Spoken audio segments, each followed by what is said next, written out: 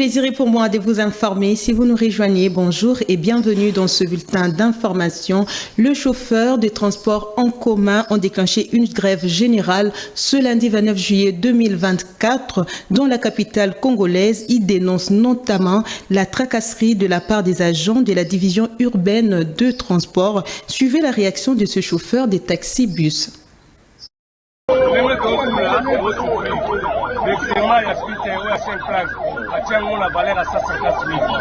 Alors, transport, on est au bout là-bas, 1000 francs, la tête, on va paquet. Ils ont simmaqué, il y a un monde au bout là-bas, demi-terrain, on là-bas, off de prix. Le ministère du Transport, il unité Moko, bazotambola na ba jeep na ba kesi na ba yefte wana soki yo zokende baye bakangi yo batelemi nsoli boso msuna sima batuni ba client bozo vexe bozo kuta combien ote to kuti 1500 kama lobika 1500 mamoko bakotoli ya sebo ya mpongo nyonso donc c'est ba client wana 1500 apo bakangi na chauffeur na receveur na mutuka bango moko batui mutuka babemi bakena bino ala kineko kutamona mjela client ba kisina zela donc c'est bango bango na bango yango wana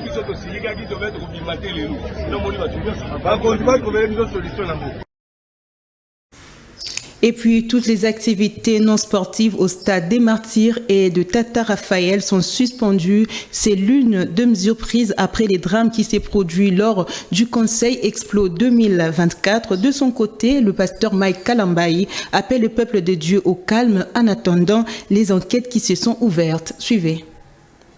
Nous avons responsabilisé le gouverneur de la ville avec Madame la ministre des Affaires sociales de s'occuper des victimes, faire la suite sur les victimes parce qu'on a enregistré au cours de cette réunion malheureusement 9 morts, plusieurs blessés. Donc il va falloir rapidement les identifier et se rassurer qu'il y a une prise en charge nécessaire. Ils le feront en accompagnement des organisateurs de l'événement, qui nous ont rassurés, bon, nonobstant ce que vont nous dire les enquêtes, qu'ils avaient souscrit à une assurance et qu'ils prennent la charge des victimes. Nous, on doit se rassurer que tout cela va se faire selon les normes. Nous avons aussi pris l'engagement de veiller à ce que la réglementation sur ce type d'événement soit renforcée. Et ça, c'est le travail du gouvernement.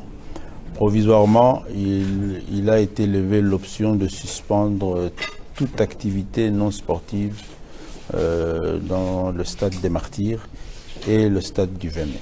Sur les enquêtes, je n'en ai pas parlé. Tous les services étaient là, ils nous ont fait un rapport verbal sur la situation qui va nous permettre à nous aussi de faire rapport à l'autorité.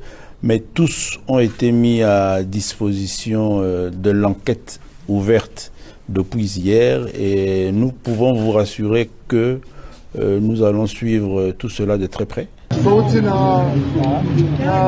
de crise avec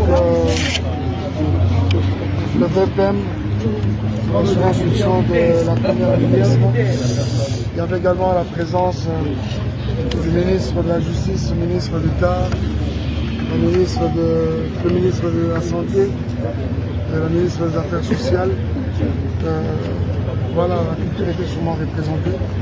Et nos apaisements, les enquêtes sont lancées. Et je crois que toutes les pressions nous seront apportées dans les heures qui suivent. Soyons tranquilles et on est ensemble.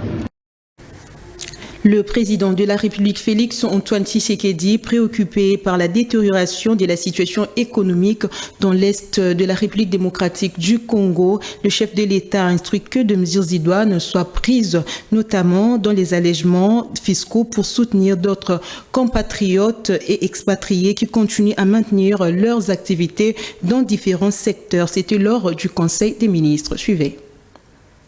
De mesures de soutien aux entreprises dans les provinces sous état de siège.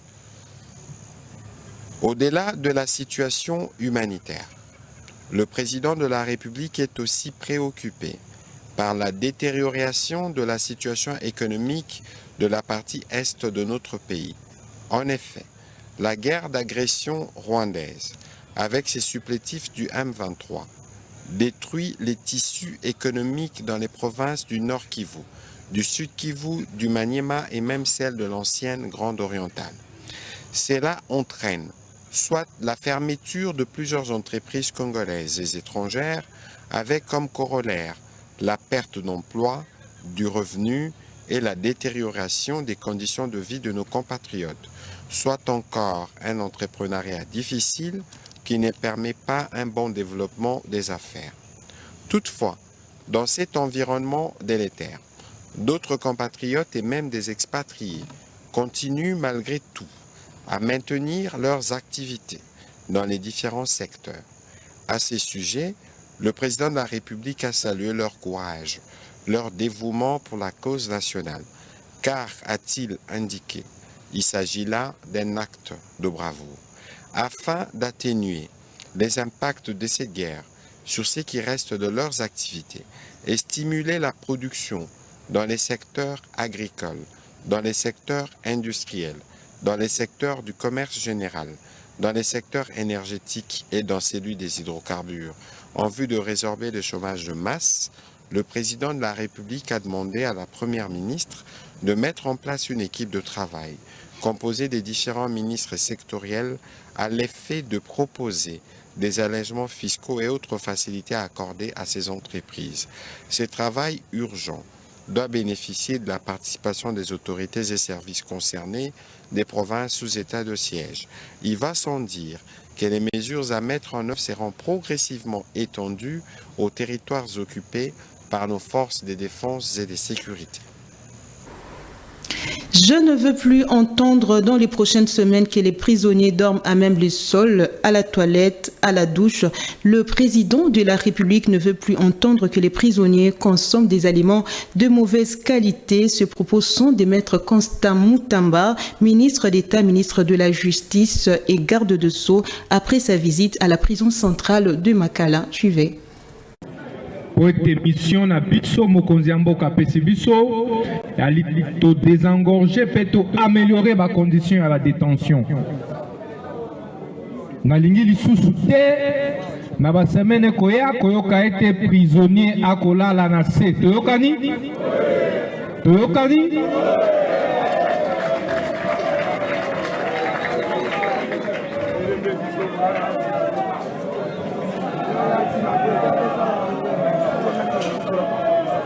tolingi lisusu te mokonzi mboka alingi lisusu koyoka te ete prisonnier moko akolala na toilette toyokani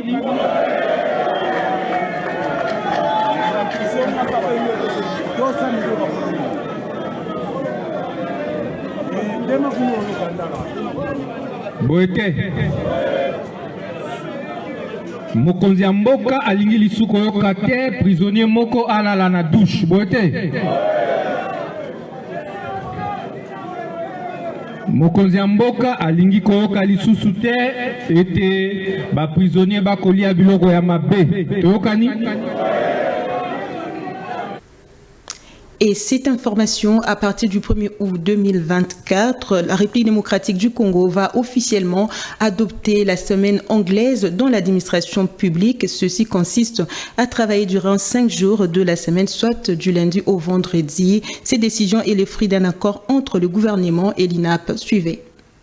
Désormais, la semaine anglaise sera d'application dès le 1er août prochain au sein de l'administration publique en République démocratique du Congo. C'est du moins ce qui ressort des échanges d'harmonisation que le gouvernement de la République, représenté par le vice-ministre ministre en charge de la fonction publique Jean-Pierre Liao, avec le banc de l'intersyndicale nationale de l'administration publique, inimpensible. En effet, les deux parties se sont retrouvées sur instruction du président de la République et des orientations de la première ministre, justement pour examiner des communs accords les modalités de la mise en application du décret sur la discipline et la réglementation des heures de travail au sein de l'administration publique. Ainsi, les deux parties se sont accordées pour le basculement à la semaine anglaise. Nous venons de nous convenir que la semaine anglaise est acquise.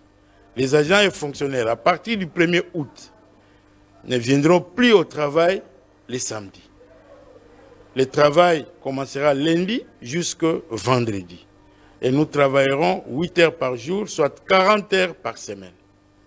Ça, c'est une avancée capitale que nous avons obtenue pour les agents et fonctionnaires de l'État. Selon le vice-premier ministre, ministre Jean-Pierre Liao, ces décrets s'inscrivent dans la ligne droite de la réforme menée depuis pour faire de l'administration publique un véritable levier de développement. Ces décrets visent également à redynamiser la qualité du travail au sein de l'administration publique. S'il y en a qui pensent que le gouvernement va essayer de manipuler ces élections pour essayer d'avoir les partenaires qu'il veut en face de lui, eh bien cela se trompe. Les élections à venir seront d'une transparence absolue. Et nous prendrons toutes les dispositions pour que seule la volonté des agents et fonctionnaires de l'État soit accomplie.